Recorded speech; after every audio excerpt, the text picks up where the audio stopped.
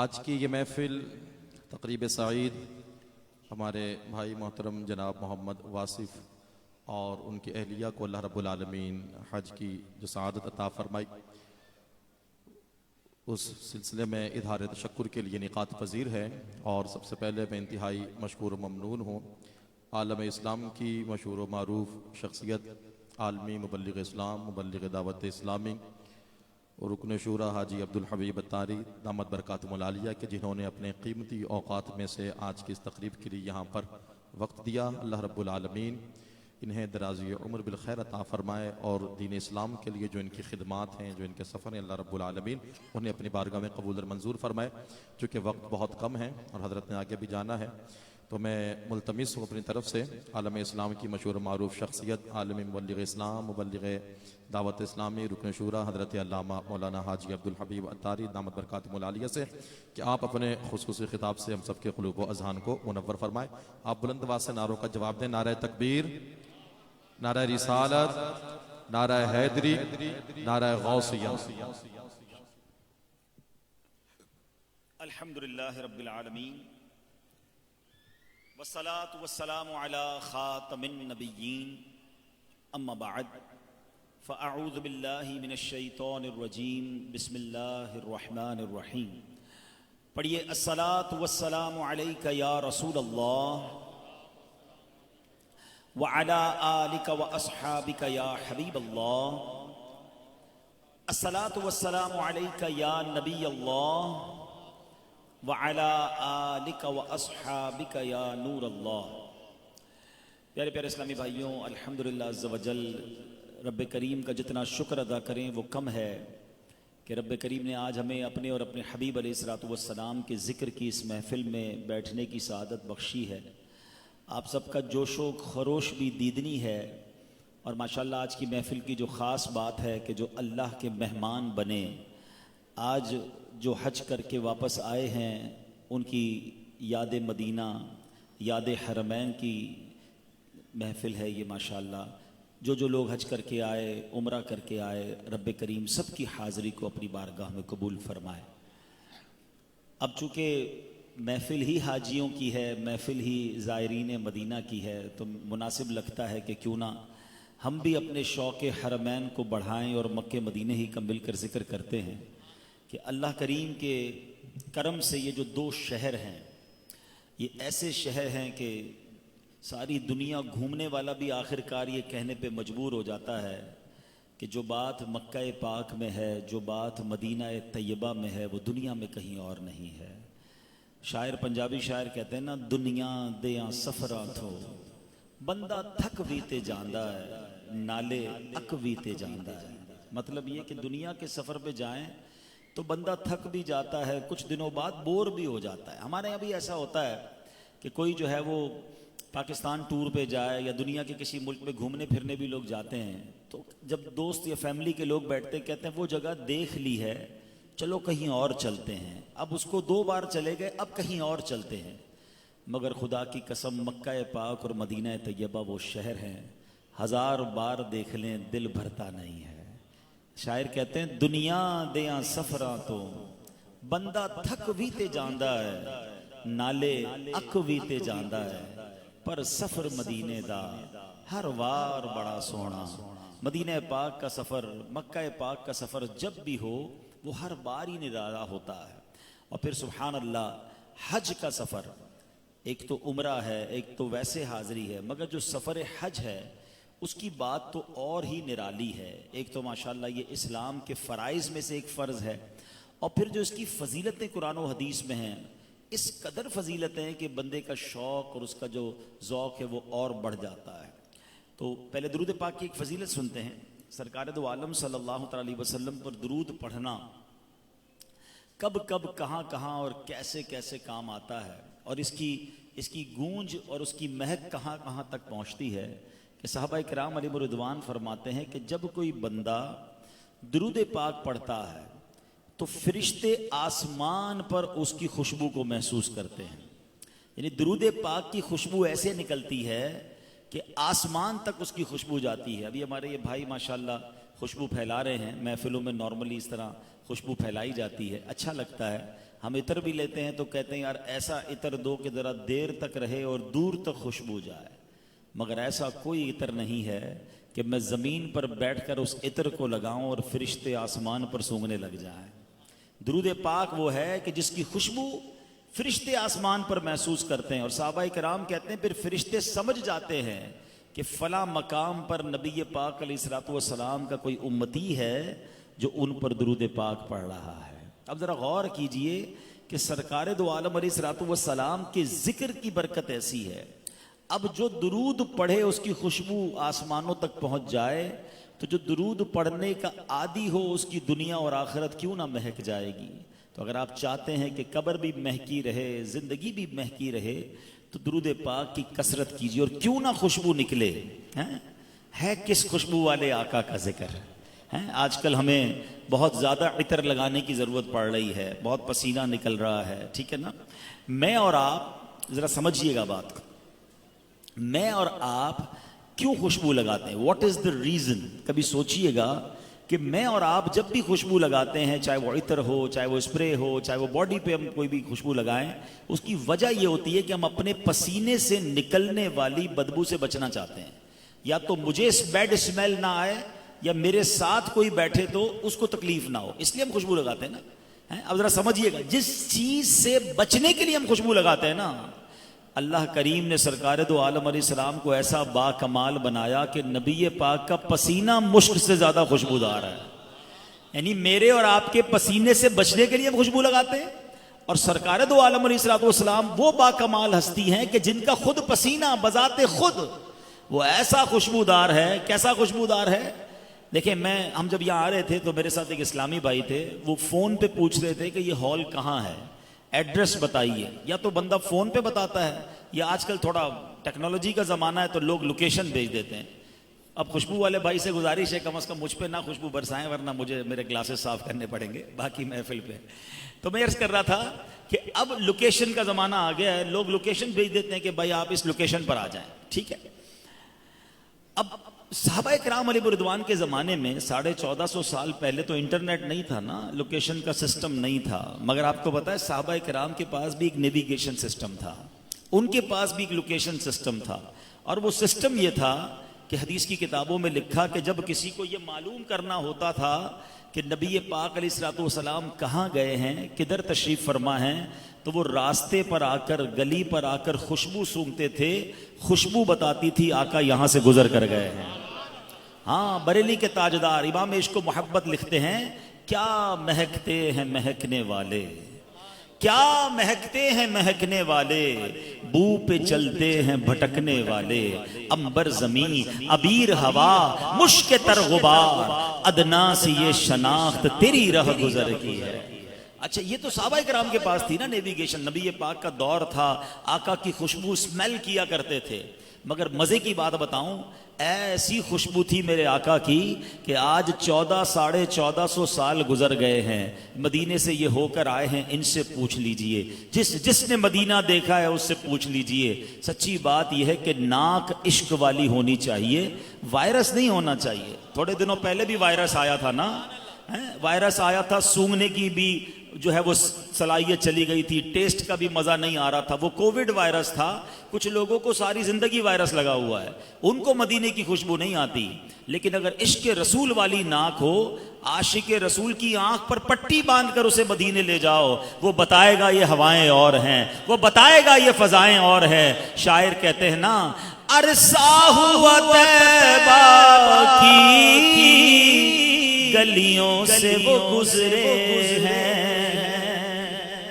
عرصہ ہوا طیبہ کی گلیوں سے وہ گزرے ہیں،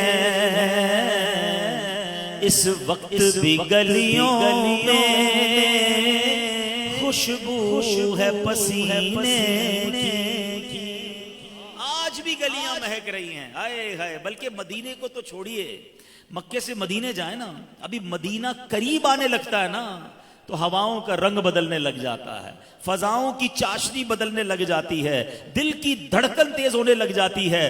جب بورڈ آتا ہے کہ 300 کلومیٹر باقی ہے، تھوڑی دیر بعد 250 کلومیٹر باقی ہے، جیسے جیسے مدینہ قریب آتا جاتا ہے، اللہ اکبر، دل کا رنگ بھی بدل جاتا ہے، فضاؤں کی چاشنی بڑھ جاتی ہے۔ وہ شاعر لکھتے ہیں نا کہ بات کیا ہے بات صبا،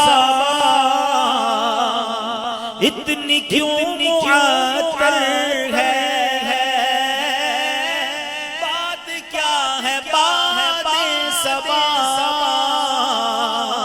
اتنی کیوں معطر ہے، سبز سبز گنبد کو چوم کر چلی ہوگی، سبز سبز گنبد کو چوم کر چلی ہو۔ اسی مدینے میں ایک گھر تھا، ذکر مدینہ کرنا ہے نا، آؤ سنتے ہیں۔ صحابی رسول پیارے آقا علیہ الصلوۃ والسلام کی بارگاہ میں آئے، کہتے حضور بچی کی شادی ہے، خوشبو چاہیے۔ عرب کے لوگ بڑی خوشبو استعمال کرتے ہیں، جو مکے مدینے گئے انہوں نے دیکھا ہوگا آج بھی حرم کے آس پاس بھی بڑی مہنگی مہنگی عطر کی دکانیں اور عجیب خوبصورت خوشبوئیں آتی ہیں، لاکھوں لاکھ روپے کے وہ عطر اور جناب لوبان استعمال کرتے ہیں ماشاءاللہ۔ اس زمانے سے یہ نبی پاک علیہ الصلوۃ والسلام کو بھی خوشبو بڑی پسند، ہاں سنت ہے خوشبو، اچھی خوشبو لگانا۔ تو صحابی رسول آئے، کہتے حضور بچی کی شادی ہے، خوشبو لینی ہے۔ اس زمانے میں غربت کے دن بھی تھے، سبحان اللہ۔ سرکار دو عالم علیہ الصلوۃ والسلام نے فرمایا کل آنا، ایک کھلے منہ والی شیشی لے کر آنا، ساتھ ایک لکڑی کا ٹکڑا بھی لے آنا۔ صحابی رسول دوسرے دن شیشی لے کر آ گئے۔ ہو سکتا ہے وہ ایکسپیکٹ کرتے ہوں کہ نبی پاک اس میں عطر ڈال کے دیں گے، پیارے آقا اس میں خوشبو دے دیں گے۔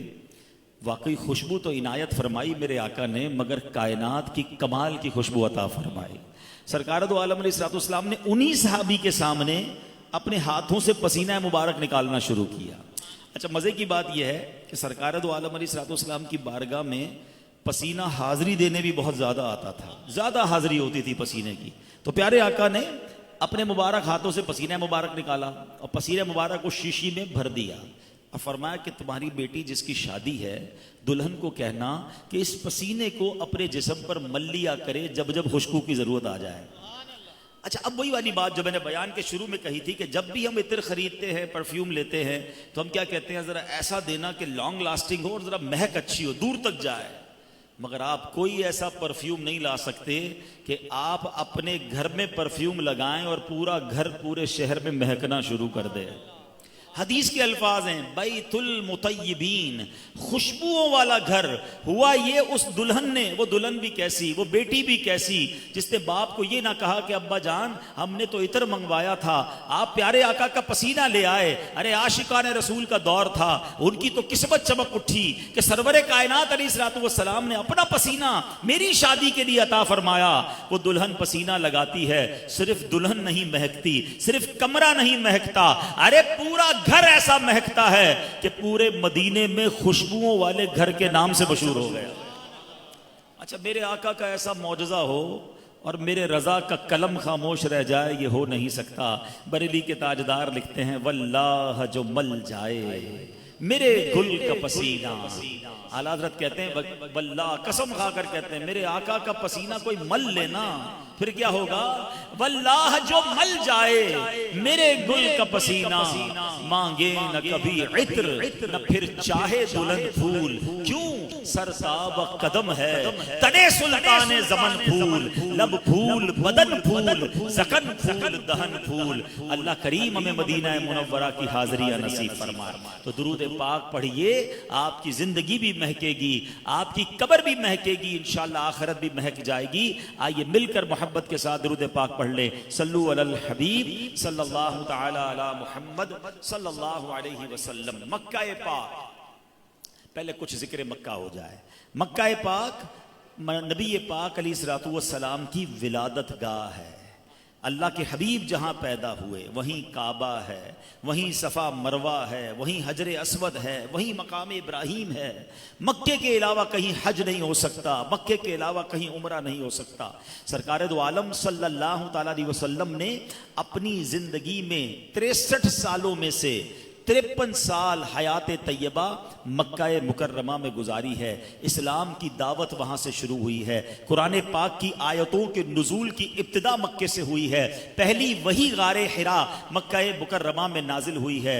اور سبحان اللہ، مکہ مکرمہ کی تو کیا شان ہے۔ اور پھر حج، اللہ اکبر، حدیث پاک میں آتا ہے عرفات کے میدان میں، مضمون ہے حدیث کا، عرفات کے میدان میں 9 ذو الحجہ احرام کی حالت میں حج کی نیت سے جو حاضر ہو جائے وہ گناہوں سے ایسا پاک ہو جاتا ہے جیسا کہ ماں کے پیٹ سے ابھی پیدا ہوا ہو، یعنی پچھلے سارے گناہ معاف حاجیوں کے ہو جاتے ہیں۔ مزدلفہ کی رات کو کہا گیا یہ حاجیوں کے لیے شب قدر سے افضل رات ہے۔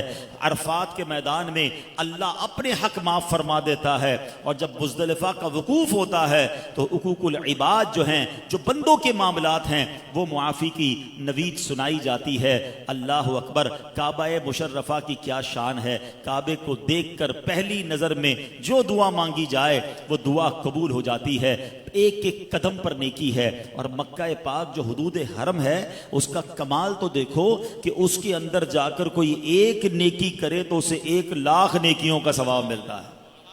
ذرا کہیے سبحان اللہ۔ نیو کراچی میں بیٹھ کر 1,00,000 بار سبحان اللہ کہوں اور حدود حرم مکے میں جا کر 1 بار سبحان اللہ کہوں تو وہ برابر ہے۔ وہ ایسا شہر ہے، نصیب والے وہاں جاتے ہیں، وہاں آب زمزم ہے، سبحان اللہ، جس کے بارے میں حدیث پاک میں فرمایا، جس کا مضمون ہے یہ زمزم جس نیت سے پیا جائے اس لیے ہے، اس کے لیے دعا کر کے پئیں، سبحان اللہ، دعائیں قبول ہیں۔ زمزم کو دیکھنا بھی عبادت ہے، اور جب حاجی اپنے ہاتھ میں زمزم کا گلاس لیتا ہے اور سامنے کعبے کا نظارہ ہوتا ہے، خدا کی قسم اس کو لفظوں میں بیان نہیں کیا جا سکتا۔ یہ جو زمزم پینے کا لطف ہے، دنیا کے بہترین مشروبات، دنیا کے قیمتی ترین مشروبات ایک طرف، اللہ اکبر، زمزم کا پیالہ ہاتھ میں ہو اور کعبہ مشرفہ سامنے ہو، اس کیفیت کو لفظوں میں بیان نہیں کیا جا سکتا۔ کتنی بار بھی آپ نے کعبہ مشرفہ کو دیکھا ہو، ادھر جا کر دیکھا ہو یا تصویروں میں دیکھا ہو، مگر یقین جانیے جب بندہ کعبہ شریف کے سامنے پہنچتا ہے کیفیت ہی الگ ہو جاتی ہے، اپنا آپ اتنا چھوٹا دکھنے لگتا ہے، تھوڑی دیر تک تو یقین ہی نہیں آتا کہ مجھ جیسا گناہگار کعبے کے سامنے پہنچ گیا ہے۔ اور اللہ اکبر، جو کعبہ مشرفہ میں حجر اسود سے پہلے دیوار ہے، اس کو مستجاب کہتے ہیں۔ یہ وہ جگہ ہے جہاں 70,000 فرشتے دعاؤں کی آمین کے لیے موجود ہوتے ہیں۔ اللہ اکبر، میں دعا کروں اور 70,000 فرشتے آمین کہیں، اس سے بڑھ کر اور مجھے کیا چاہیے۔ اور سبحان اللہ، ہم کیوں نہ مکے کی حاضری کو تڑپیں، ہم کیوں نہ بار بار حرمین طیبین جانے کو ترسیں۔ حدیث پاک کا مضمون ہے ایک عمرہ دوسرے عمرے تک گناہوں کا کفارہ ہے۔ عمرے پر عمرہ بندہ کرتا رہے تو درمیان کے گناہ معاف ہو جاتے ہیں۔ سبحان اللہ، سبحان اللہ، کس فضیلت کی بات کروں۔ مینا کی وہ راتیں، یہ وہ خیمہ بستی ہے جو سال میں ایک ہی بار بستی ہے، مگر جو ادھر جاتا ہے یقیناً تھک جاتا ہے، یقیناً اسے بہت زیادہ مشقت اٹھانی پڑتی ہے، مگر یہ دنیا کی کمال کی مشقت ہے۔ بندہ میلا کچیلا ہو جاتا ہے، لباس اتر جاتا ہے، احرام پہنا ہوتا ہے، کھانا پینا بھی مزے کا نہیں ملتا، بعض اوقات آرام بھی پراپر نہیں ہوتا، اپنی پسند کی چیزیں نہیں ملتی ہیں، مگر ہر حاجی سے پوچھو کہتا پھر جانا ہے، خرچ کر کے جانا ہے، میں اس تھکن کو پانا چاہتا ہوں، میں اس مشقت کو اٹھانا چاہتا ہوں۔ جو قیمتی لباس پہننے والے ہیں، خوشبوؤں میں بسے رہتے ہیں، وہ کہتے ہیں میں احرام پہننا چاہتا ہوں، جب لباس اتر جائے، صرف لٹھے کی چادریں ہوں، جب خوشبو بھی مجھے منع ہو جائے، مجھے وہ میل بھی اچھا لگتا ہے، مجھے وہ پسینہ بھی یاد آتا ہے، مجھے مزدلفہ کی وہ پتھریلی رات بھی یاد آتی ہے۔ نرم بستروں پر سونے والے مزدلفہ کی رات کو یاد کر کے آنسو بہاتے ہیں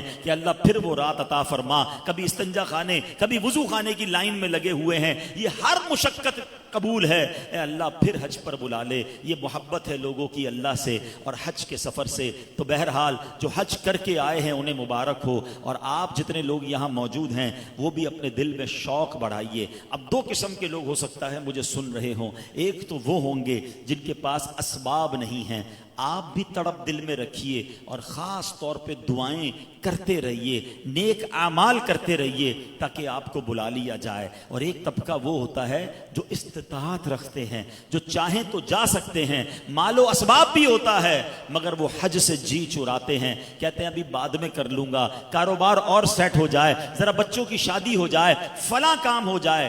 یاد رکھیے اگر حج فرض ہو گیا ہے اب آپ پر لازم ہے کہ آپ فرض پہلے ادا کریں۔ حدیث پاک کا مضمون ہے کہ جو استطاعت کے باوجود، سرکار دو عالم علیہ الصلوۃ والسلام فرماتے ہیں استطاعت کے باوجود جو حج نہ کرے مجھے کوئی پرواہ نہیں، وہ یہودی ہو کر مرے یا عیسائی ہو کر مرے۔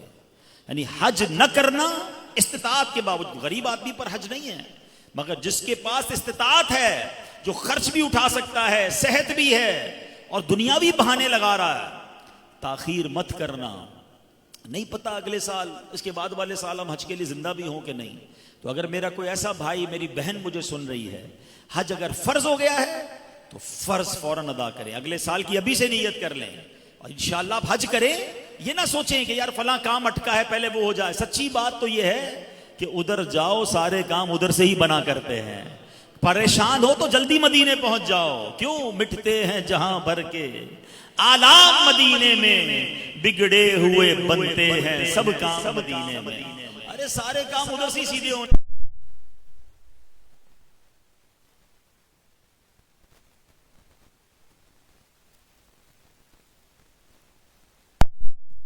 صلو علی الحبیب۔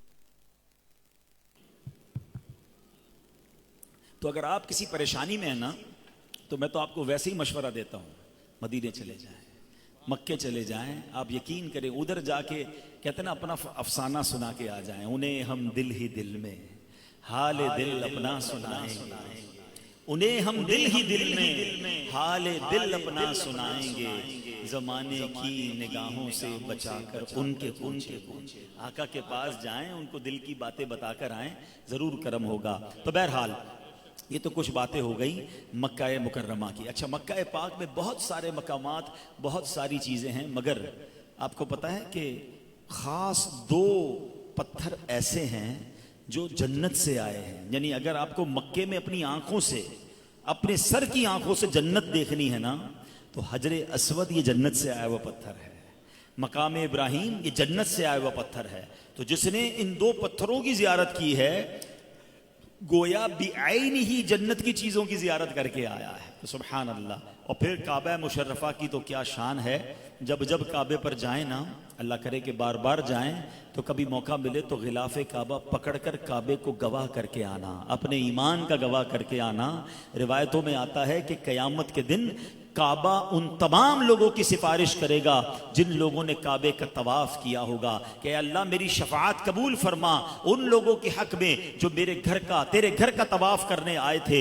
ارشاد ہوگا کہ اے کعبہ اس میں کچھ لوگ تو ایسے ہیں جو تیرا طواف تو کر کے گئے، حج تو کر کے گئے، مگر پھر گناہگار ہو گئے اور اتنے گناہگار ہوئے کہ ان پر گناہوں کی وجہ سے جہنم واجب ہو گئی۔ کعبہ عرض کرے گا مولا میری شفاعت ان کے حق میں بھی قبول فرما، اور سبحان اللہ سب کے حق میں کعبہ مشرفہ کی شفاعت قبول کی جائے گی۔ اور محشر میں اعلان ہوگا وہ لوگ قریب آ جائیں جنہوں نے کعبے کا دیدار کیا تھا، جنہوں نے کعبے کا طواف کیا تھا، اور سبحان اللہ وہ سارے لوگ محشر کے دن کعبے کا طواف کریں گے اور کعبے کے ساتھ ہی انشاءاللہ وہ جنت میں چلے جائیں گے۔ تو ہمیں کعبہ مشرفہ سے پکی محبت کرنی ہے، اور جب جب مکے جائیں نا تو فضول باتیں نہیں، زیادہ طواف کیا کرو، زیادہ عمرے کیا کریں۔ لوگ وہاں جا کر بھی شاپنگ میں لگے رہتے ہیں، نہیں، پاکستان میں آپ ساری عبادت کر سکتے ہیں، آپ تلاوت کر سکتے ہیں، آپ روزے رکھ سکتے ہیں، آپ نوافل پڑھ سکتے ہیں، طواف کہیں نہیں کر سکتے، وہ صرف مکہ مکرمہ میں ہے۔ تو وہاں جائیں تو زیادہ طواف اور زیادہ عمرے وغیرہ کرنے چاہیے۔ حج کے متعلق ایک اور بات، حج مقبول، ہم بار بار کہتے ہیں اللہ حج مقبول عطا فرمائے، لیکن پتہ کیسے چلے کہ میرا حج قبول ہوا کہ نہیں؟ کیونکہ حج مقبول تو سبحان اللہ جنت اس کا وعدہ ہے، تو علماء فرماتے ہیں، سیدی اعلیٰ حضرت امام اہل سنت فرماتے ہیں حج مقبول کی نشانی ہی یہی ہے کہ بندہ پہلے سے اچھا ہو کر لوٹے۔ تو ہر حاجی کو یہ چیک کرنا ہے، بلکہ کوشش بھی کرنی ہے کہ میں حج سے پہلے جیسا تھا نا، اگر تو اس سے اچھا ہو گیا ہوں تو پھر تو ٹھیک ہے۔ یعنی مثال کے طور پر کوئی حاجی صاحب حج پر گئے تھے، نمازی پکے نہیں تھے، اب آئے تو پکے نمازی ہو گئے ہیں، بہتر ہو گیا نا۔ پہلے جا گئے تو جھوٹ بولنے کی کچھ نہ کچھ عادت تھی، اب آئے تو جھوٹ سے توبہ کر لی، اس کا مطلب اچھے ہو گئے ہیں۔ معاذ اللہ پہلے گئے تھے تو کچھ نہ کچھ روزی میں حرام کی آمیزش تھی، اب پکی توبہ، سچی روزی کما رہے ہیں، صرف حلال کما رہے ہیں، سمجھ لو حج کے بعد اچھے ہو گئے ہیں۔ اب غور کرتا جائے انسان کہ میں حج سے پہلے کیسا تھا اور حج کے بعد کیسا ہوں۔ اگر جیسا گیا ویسے ہی آیا ہے، حج سے پہلے بھی بے نمازی، حج کے بعد بھی بے نمازی، حج سے پہلے بھی حرام کمانے والا، حج کے بعد بھی حرام کمانے والا، تو پھر ڈر جائے کہ کہیں حج قبول نہ ہوا ہو۔ تو اے میرے پیارے اسلامی بھائیوں، یہ ہمیں سیکھنا ہے، حج مقبول کی نشانی یہی ہے۔ اور دیکھیں نا، ایک اور بات بتائیے مجھے، آپ کو پتہ ہے کتنے حاجی تھے اس سال؟ 18 لاکھ، جو وہاں کے فگرز بتائے جا رہے ہیں عرب شریف کے، 18 لاکھ چند ہزار لوگ تھے۔ آپ کو پتہ ہے دنیا میں مسلمان کتنے ہیں؟ تقریباً 200 کروڑ مسلمان ہیں۔ ایوریج بنائے نا تو یہ 1% بھی نہیں بنتا ہے، یعنی 200 کروڑ کا 1% بنتا ہے 2 کروڑ، یہ 0.1% ہے۔ یعنی ہر 1000 میں ایک حاجی کو، اگر میں کیلکولیشن غلط نہیں کر رہا تو 1000 لوگوں میں ایک بندے کو موقع دیا گیا حج کا پوری دنیا میں۔ اب آپ سوچیں کہ 200 کروڑ لوگوں میں مجھے موقع ملا جو حج کر کے آیا ہے، یا اللہ تو نے مجھے چنا اور مجھے موقع ملا۔ پاکستان سے بتایا جاتا ہے 1 لاکھ کے قریب لوگوں نے اگر حج کیا ہے، 25 کروڑ لوگ ہیں، اب یہاں کیلکولیشن کریں تو یہاں تو شاید 2-3 ہزار میں جا کے ایک بندے کی باری آئی ہے۔ تو اتنے سارے لوگوں میں آپ کو چنا گیا، آپ پر مہربانی کی گئی، تو پھر تو بندہ کہے یا اللہ میں نے اس بڑی نعمت پر تیرے شکرانے میں اب تجھے ناراض نہیں کرنا، اب زندگی تیری رضا میں گزاروں گا، اب زندگی تجھے راضی کرنے میں گزاروں گا۔ یہ تو ہر حاجی کو کرنا چاہیے۔ دنیا میں بھی آپ کسی کو بڑا تحفہ دے دیں تو بندہ کہتا ہے یار اتنی بڑی مہربانی کی، اب اس بندے کو ناراض نہیں کروں گا۔ دنیا میں کوئی ہمارے ساتھ اچھا کرے ہم اسے ناراض نہیں کرتے۔ اللہ نے آپ کو اپنے گھر بلا لیا ہے، مغفرت کا سفر عطا فرمایا، پھر آپ سوچیں کہ اگر اب بھی نافرمانی کا سلسلہ ہے تو یہ کتنی بڑی ناشکری ہے۔ اور سبحان اللہ، اب کچھ مدینے کی بات کریں۔ اعلیٰ حضرت کہتے ہیں نا، حاجیوں آؤ شہنشاہ کا روضہ دیکھو۔ حج کر لیا نا، حاجیوں آؤ شہنشاہ کا روضہ دیکھو، کعبہ تو دیکھ چکے اب کعبے کا کعبہ دیکھو۔ حج کر کے جو مدینے جانے کا لطف ہے، اور سبحان اللہ مدینہ منورہ کی تو کیا بات ہے۔ جیسے ہم نے کہا نا کہ جناب مکے میں حجر اسود بھی جنت سے آیا ہے، مقام ابراہیم بھی جنت سے آیا ہے۔ سچی بات یہ ہے کہ مدینہ تو خود پورا کا پورا جنت ہے۔ شاعر کہتے ہیں نا، جسے دیکھنی ہو جنت وہ مدینہ دیکھ آئے۔ اب ہو سکتا ہے کسی کے ذہن میں سوال آئے کہ مدینے کو جنت کہنا کیسا ہے۔ اب ذرا خوبصورت بات سنیے گا، یاد رکھیے حضرت امام بخاری رحمۃ اللہ تعالی علیہ کے استاذوں کے استاذ محدث عبد الرزاق رحمۃ اللہ تعالی علیہ نے ایک حدیث پاک ذکر کی ہے، پہلے ذرا سمجھیے گا۔ مشہور حدیث شریف ہے، صحابی رسول حضرت جابر رضی اللہ تعالیٰ عنہ نے بارگاہ رسالت میں حاضر ہوئے، عرض کی یا رسول اللہ صلی اللہ تعالی علیہ وسلم، اللہ پاک نے سب سے پہلے کون سی چیز بنائی دنیا میں، اس کائنات میں سب سے پہلے رب نے کیا بنایا؟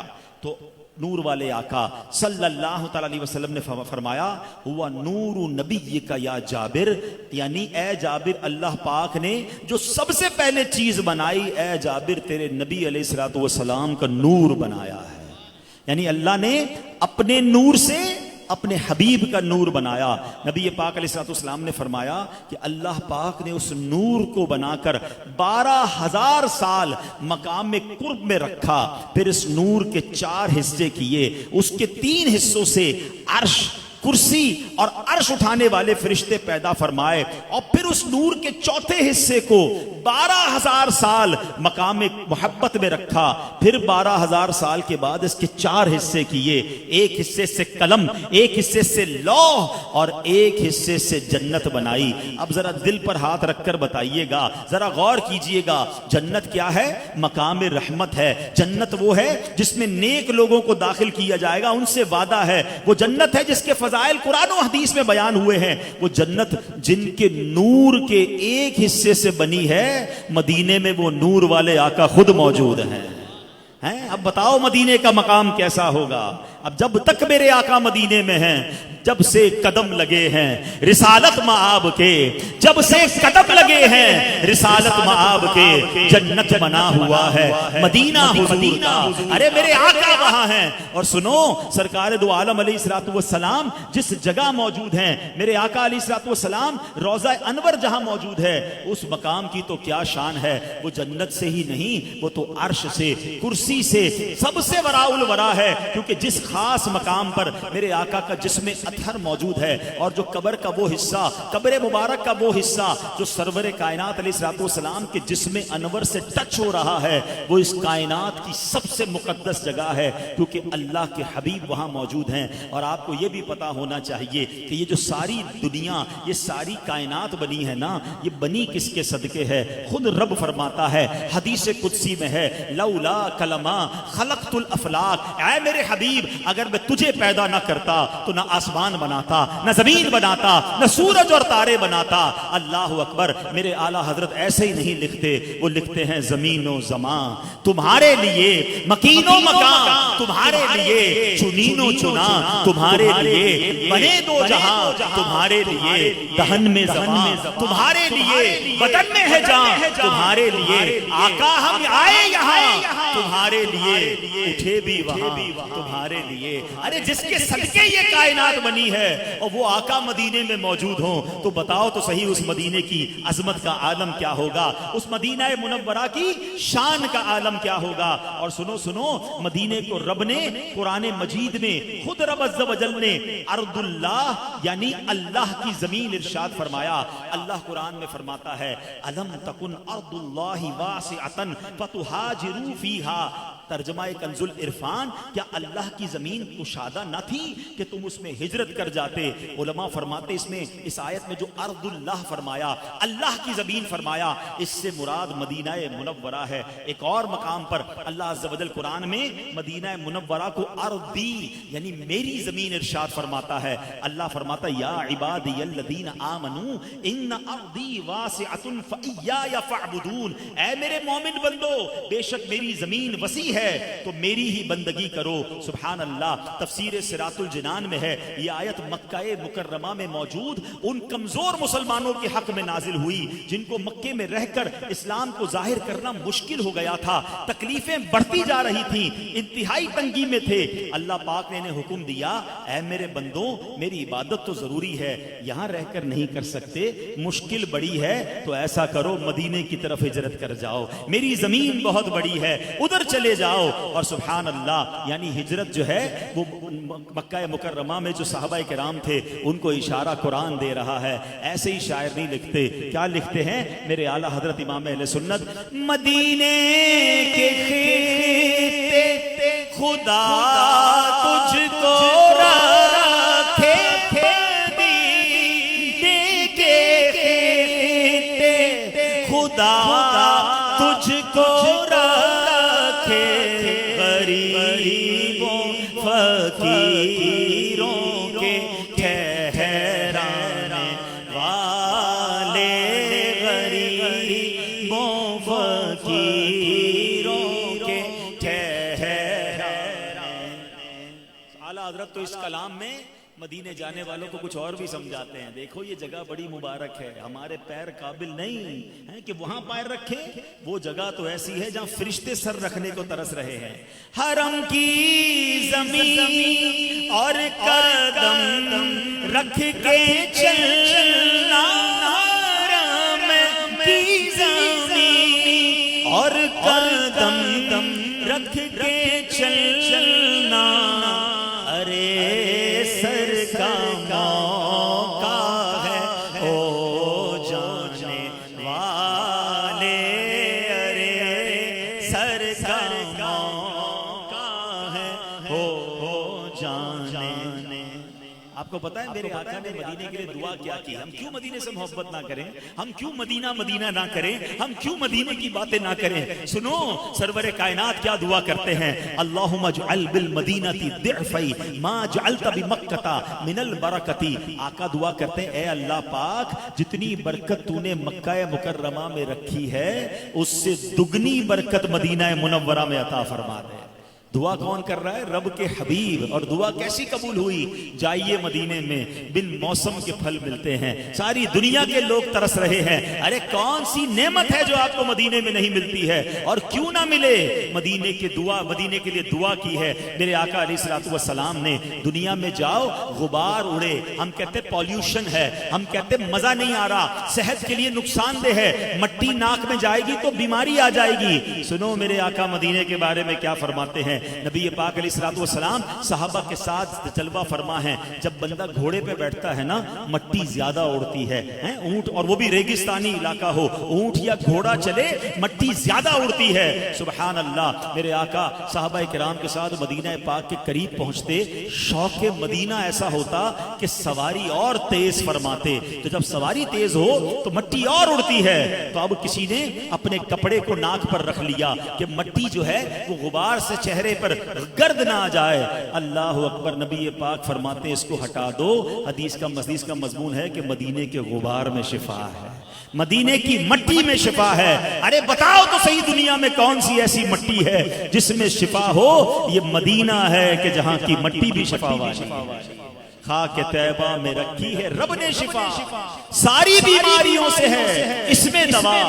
واہ کیا بات میٹھے مدینے کی۔ تو اے میرے پیارے اسلامی بھائیوں، دل و جان سے مدینے سے محبت کیجئے، اور کیوں نہ محبت کریں جب نبی پاک اس شہر سے محبت فرماتے ہیں۔ ایک بڑی کمال کی حدیث ہے، وہ سن کے پھر میں اپنے بیان کو انشاءاللہ وائنڈ اپ کرتا ہوں۔ اللہ کے حبیب علیہ الصلوۃ والسلام فرماتے ہیں، ذرا سنیے گا، بڑی کمال کی حدیث، اور اس کی جو خاص طور پہ شرح ہے نا، اچھا یہ ہمارے حاجیوں کے لیے یا ان لوگوں کے لیے بھی ہے جو مدینے گئے ہوئے ہیں یا جاتے رہتے ہیں۔ اب غور کریں مدینہ پاک کی یہ برکت مجھے ملی ہے کہ نہیں ملی؟ پیارے آقا فرماتے ہیں المدینۃ کالکیری تنفی خبثھا وینسع طیبھا۔ فرماتے مدینہ بھٹی ہے، بھٹی کی طرح ہے، وہ لوہے کے میل کو دور کر دیتی ہے، اور جو اچھا ہوتا ہے اس کو خالص کر دیتی ہے۔ جب آپ بھٹی میں میل والا لوہا ڈالیں میل جل جاتا ہے، صاف لوہا نکل آتا ہے، اور اگر کوئی واقعی اچھی چیز ڈالے تو وہ اور خالص ہو جاتی ہے۔ تو آقا فرماتے ہیں کہ مدینہ پاک ایسا ہے۔ حضرت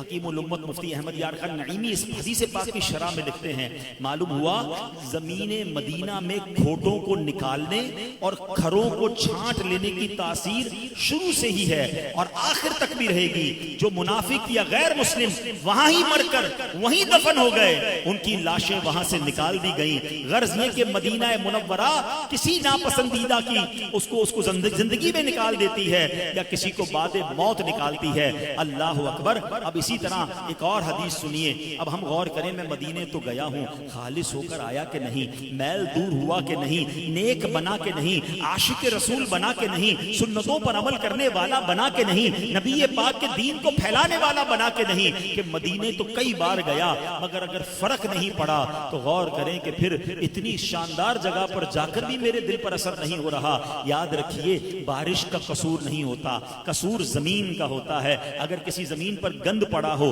کچرا پڑا ہو، بارش برسے تو کیچڑ بن جاتا ہے، اور کوئی زمین زرخیز ہو، بارش پڑے تو فصل اگنا شروع ہو جاتی ہے، گرین ہونا شروع ہو جاتی ہے۔ تو جہاں کیچڑ ہے اسے دیکھ کر لوگ یہ نہیں کہتے کہ بارش نے کیچڑ کیا، لوگ سمجھ جاتے ہیں پہلے ہی گند پڑا ہوا تھا، پہلے ہی کچرا پڑا ہوا تھا۔ اور جو سبحان اللہ زمین صاف ستھری ہو، تھوڑے دنوں بعد وہاں سبزہ اگنا شروع ہو جاتا ہے، تو رحمت تو وہاں برس رہی ہے۔ اب میں دیکھوں میرے دل میں سبزہ اگا ہے، میرے دل میں نیکی اگی ہے، میرے دل ایمان مدینے کی طرف سمٹ آتا ہے جیسے سانپ اپنے بل یعنی سوراخ کی طرف سمٹ کر آ جاتا ہے۔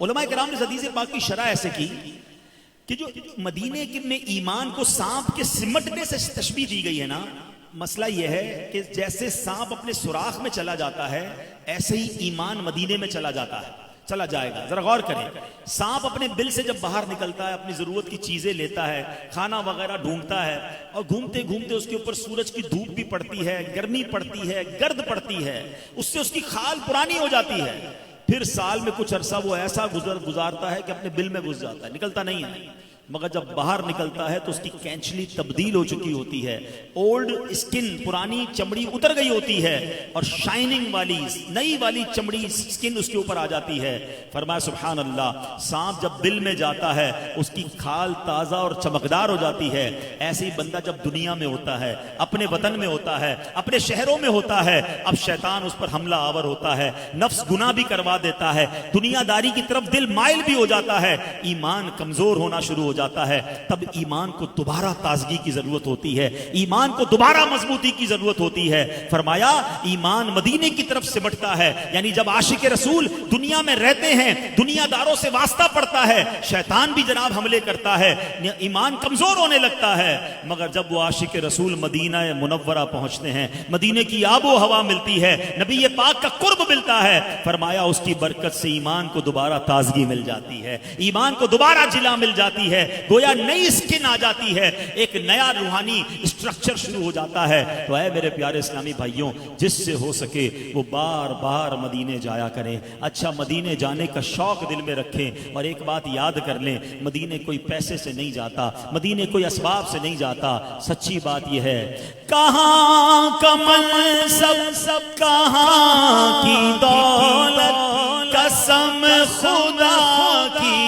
ہے یہ حقیقت، جنہیں بلایا ہے مصطفیٰ نے وہی مدینے کو جا رہے ہیں۔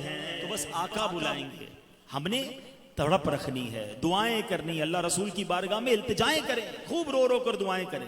ہم نے کئی ایسے لوگوں کو دیکھا ہے، پاسپورٹ بھی نہیں، ٹکٹ بھی نہیں، پیسے بھی نہیں، بلکہ رہنے کے لیے گھر بھی نہیں، اور وہ مدینے پہنچ جاتے ہیں۔ جب بلایا آقا نے خود ہی انتظام ہو گئے، اور کئی کروڑ اربوں پتی کو دیکھا، ساری دنیا دیکھی، مدینہ نہیں دیکھا، مکہ نہیں دیکھا، حج نہیں کیا۔ اس کا مطلب کیا ہے کہ انہیں بلایا نہیں گیا۔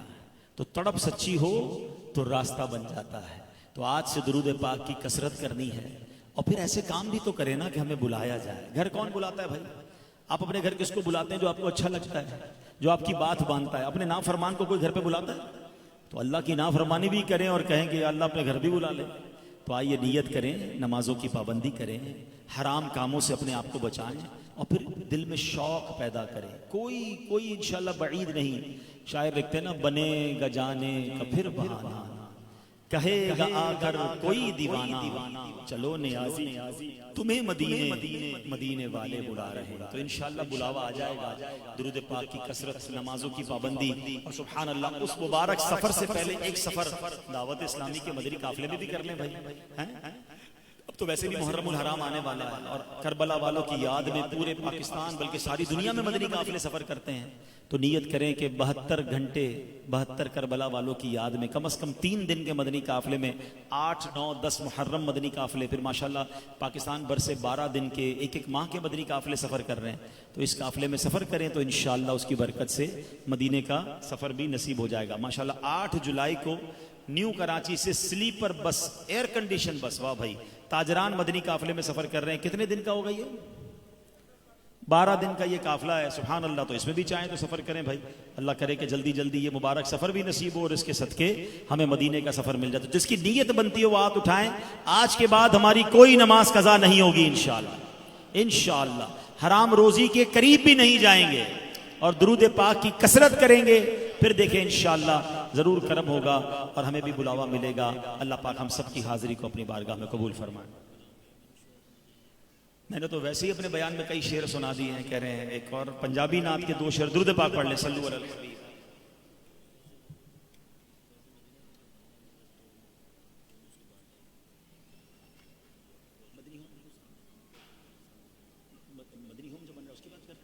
ماشاءاللہ بالکل سامنے ہی ہمارا دعوت اسلامی کا جو مرکز ہے فیض مدینہ مسجد، اس کے ساتھ ہی یتیم خانہ مدنی ہوم بن رہا ہے، اور بڑی زبردست تعمیر ہو رہی ہے۔ تقریباً جو میری معلومات ہے یہ 50 کروڑ روپے کا پروجیکٹ ہے، اور ماشاءاللہ یہ آپ کے علاقے میں بن رہا ہے۔ یہ ون آف دا بیسٹ، اللہ نے چاہا پاکستان کا نمبر 1 انشاءاللہ یتیم خانہ ہوگا، جس کا ہم نے نام ہی یتیم خانہ نہیں مدنی ہوم رکھا ہے، اور اسٹیٹ آف آرٹ ہم اسے بنانے جا رہے ہیں تاکہ جو بچے لاوارث ہیں، یتیم ہیں، وہ اپنا گھر اسے محسوس کریں اور یہاں رہ کر ان کی تربیت ہو۔ شاندار تعمیر جاری ہے، تو ماشاءاللہ آپ اس میں بھی اور دعوت اسلامی کے دیگر پروجیکٹس میں بھی اپنا تعاون کریں۔ اچھا، ایک اور جو مجھے کہا گیا کہ چلیں پنجابی نعت کے 2 شعر پڑھتے ہیں اور پھر آپ سے ہم اجازت چاہیں گے۔ وہ نعت بھی مدینہ پاک کی حاضری سے متعلق ہی ہے، اور اس میں بھی تصور یہی ہے کہ ہماری کوئی اوقات نہیں ہے، ہمارا کوئی زور نہیں ہے، بلانا آقا نہیں ہے، شوق ہمارے دل میں سب سے بڑا مدینہ ہی ہونا چاہیے۔